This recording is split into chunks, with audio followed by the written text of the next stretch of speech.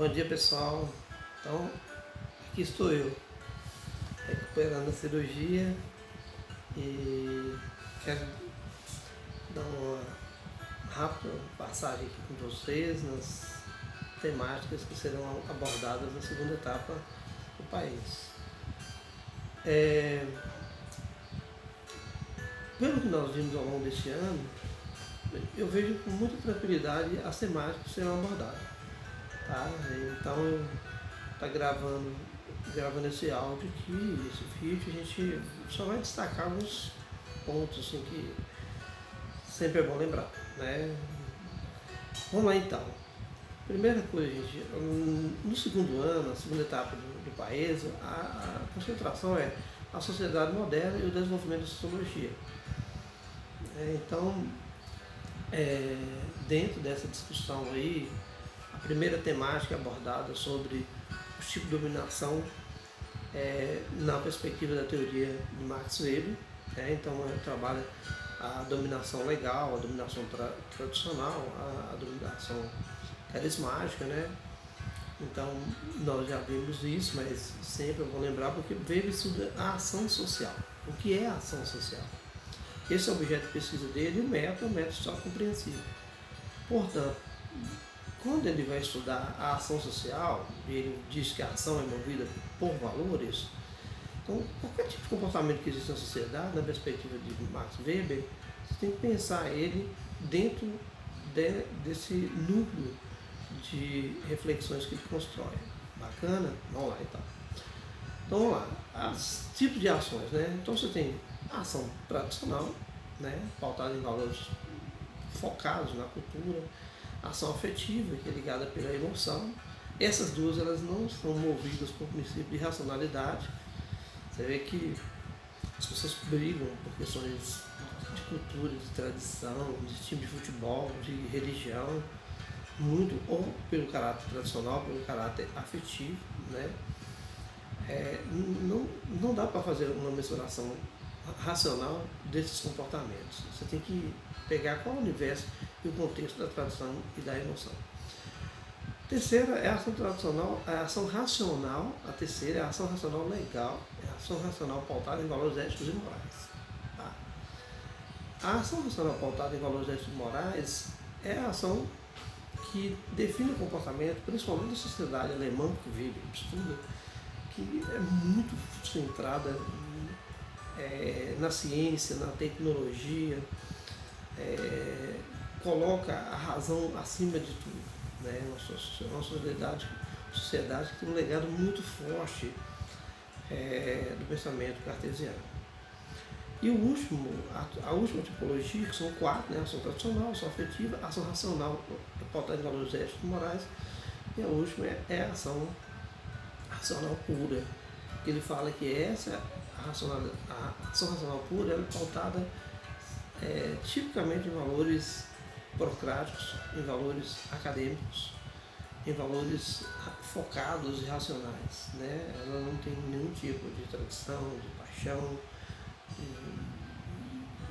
de buscar em culturas, em valores éticos e morais. Ela é focada no pensamento científico, muito aproximado daquilo que o nosso Augusto Conte trabalhou muito na perspectiva de 3 estágios, vocês lembram?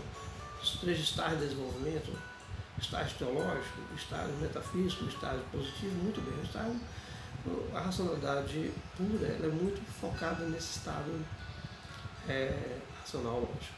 Okay? Então, a partir daí, então, ele constrói essa tipologia da dominação. Né? Então, assim, com base na ação, você compreende os tipos de dominação que existem. Né? Para Weber, o que define o Estado é o tipo de dominação, poder, e como esse poder se dá pela lógica da dominação. Então você observa o quê? Que a dominação ela pode ser tradicional, né? Que ela segue padrões de uma tradição cultural. Um exemplo marco disso, né? Exemplo antes com vocês, a questão do coronelismo no Brasil, né? Mas ela é muito focada no patrimonialismo, nessa mistura que o Sérgio Duarte Lorena trabalhava entre o público e o privado, que também é muito forte no Brasil, as pessoas misturavam interesses privados com interesses públicos. A ação tradicional, há outro tipo de dominação que ele trabalha, que tem sua originação tradicional, que é a dominação tradicional, né, que se dá por classes, que se dá por grupos religiosos que estão no poder e que exercem o poder de longa data, né? E aí Weber chama atenção para esse tipo de tradição, que é um tipo de dominação. Por último, ele trabalha com a ação, né, pautada no princípio da legal, que é um avanço, é a modernização, é a fase mais moderna do Estado. Hoje o Estado contemporâneo é um Estado pautado pelo princípio do Estado de Direito, onde todos são iguais perante a lei, onde não há privilégios de castas, de classes, de tradição religiosa, nem nada. Então Weber ele identifica esses três tipos de dominação: a dominação tradicional, a dominação carismática, né, que é pelo carisma, né, como foi o caso de Hitler, de Mussolini, de Getúlio Vargas, de papas, de pessoas que têm poder religioso, poder político muito forte, que pauta pelo carisma, a capacidade de persuasão, que foge à racionalidade, inclusive são pessoas difíceis de serem substituídas, né, como foi o caso do Gandhi, e tantos outros. E no Brasil ainda é muito recente essa questão do ex-presidente Lula, que é um carismático e que tem uma corrente carismática que segue ele, independente de qualquer tipo de racionalidade, mas pautada nesse princípio da dominação do carisma da pessoa, da figura dela e o que ela representa para essa sociedade. Beleza? Então, esse é um ponto. Eu volto já.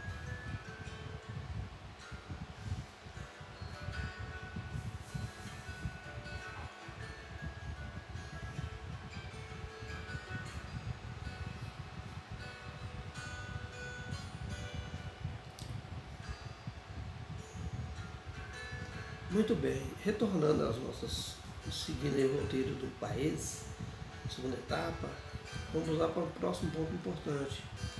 O conteúdo do país também, ele foca sobre a discussão do conceito de classe. O conceito de classe é um conceito que nasce com o surgimento da burguesia. É bom destacar isso, né? Antes da burguesia, você não tem classe, você tem castas, né? Você tem sociedade dividida em estados. A burguesia é a primeira classe que vai surgir e surgindo como classe organizada que defende interesses coletivos desse grupo, dos indivíduos que estão alocados dentro dessa classe. Então, nós temos aí o surgimento de duas grandes classes, que é a classe burguesa, né, e, por outro lado, a classe operária. Na perspectiva do pensamento de Karl Marx, são essas duas classes que existem e que fazem o funcionamento e a organização da sociedade. Na leitura que Marx faz sobre classes sociais, ele pensa que classe só tem dois meios de você analisar. Ou ela é a detentora dos meios de produção, ou ela é a classe trabalhadora que sustenta os meios de produção e que, através do seu trabalho, promove o enriquecimento da classe burguesa. Então, para Marx, a sociedade ela vive numa permanente luta de classe, né? E é interessante a gente observar que outros pensadores, como o próprio Max Weber, ele vai ampliar esse conceito de classe. Weber já pega um contexto mais do final do século XIX e século XX, onde ele observa que surge no meio da burguesia ali, ele vai percebendo quem é os donos economicamente do poder, seria a elite econômica dentro do sistema capitalista, e tem a classe média, que ele identifica essa classe intermediária e que é uma classe que é detentora do capital cultural, ou seja, detentora do conhecimento. Ela não é dona dos meios de produção, mas ela goza de conhecimento do domínio desse conhecimento, e graças a esse conhecimento, a gente viu aí com o próprio Bauman, o próprio Gessé de Souza, o Pierre Bourdieu, todos eles buscam, dentro do conceito de classe, essa ampliação do conceito, mostrando que nós temos a grande elite econômica, temos a classe média, que é a classe detentora da área de conhecimento e que presta serviço para a classe trabalhadora e também tira da classe trabalhadora a sua acumulação, a sua forma de concentração de riqueza. E na terceira via a gente tem aí a classe operária ainda naquela perspectiva de Marx, né, que não é tão, como o próprio Gessé de Souza afirma, ela não é detentora, né, de conhecimento, mas da força de trabalho, da força motriz que mantém o funcionamento da sociedade, né? E ela vive muito limitada, né? Ela depende do salário, ela não tem renda, ela tem salário. Há uma diferença muito grande entre salário e renda, né? Porque salário ainda está atrelado à questão da subsistência. Então, quem vive de salário não consegue fazer investimento e depende de outros mecanismos para ter propriedade, para ter ascensão social, para poder dar acesso à escola aos seus filhos. Então, isso é uma leitura que começa em Weber e que se amplia em Bourdieu na escola francesa e chega aí no próprio polonês Zygmunt e no brasileiro Gessé de Souza, conforme nós estudamos. Tá? Então, e essa classe ela é estratificada, ou seja, lembre-se do conceito de extrato, né? Você pensa, extrato, que é a decomposição, a composição estrutural, né? Que você já deve ter visto de química, com Cláudio, com o Arlen, com o Cris, né? Então você consegue perceber o estratomate, né? É aquilo que se tira, né? Então a estratificação é a organização, né, que a sociedade tem dentro da perspectiva da condição econômica. O IBGE explora muito o conceito de classe na perspectiva da estratificação, porque aí ele faz um ranking econômico e organiza a classe. Ok? Beleza. Vamos continuar daqui a pouquinho com mais conceito. E aí, minha gente? Olha, eu fiquei todo aqui de casa acompanhando as publicações dos professores e parabéns, Cláudia, Evandro, toda a equipe do ensino médio pelo trabalho feito com vocês aí. Muito bacana os trabalhos que Cláudia fez com vocês aí. Espero que vocês estejam dando conta do projeto de pesquisa com a questão do custeio, do custo da conta de água, da conta de luz, né? Como é que acontece na sociedade. Muito bem, gente. Outro ponto que está lá no país é a questão da sociedade tradicional e da sociedade moderna. Lembrando que sociedade tradicional, na perspectiva da sociologia, é a sociedade que está em uma fase ainda de seus valores ainda são movidos por questões. Não teve tanto um desenvolvimento tecnológico, nem tampouco um desenvolvimento nas relações sociais, né? As relações tradicionais elas são muito fortes. A gente vê casos muito claros na sociedade, que transita entre uma cidade que tem seu lado de modernidade, mas é uma sociedade também que assusta quando vem estudantes de outras cidades e fazem eventos na cidade. Esses eventos acabam colocando em xeque as tradições e os costumes dessa sociedade, né, dessa cidade, diferente do que aconteceria num evento desse em Belo Horizonte, em outra cidade.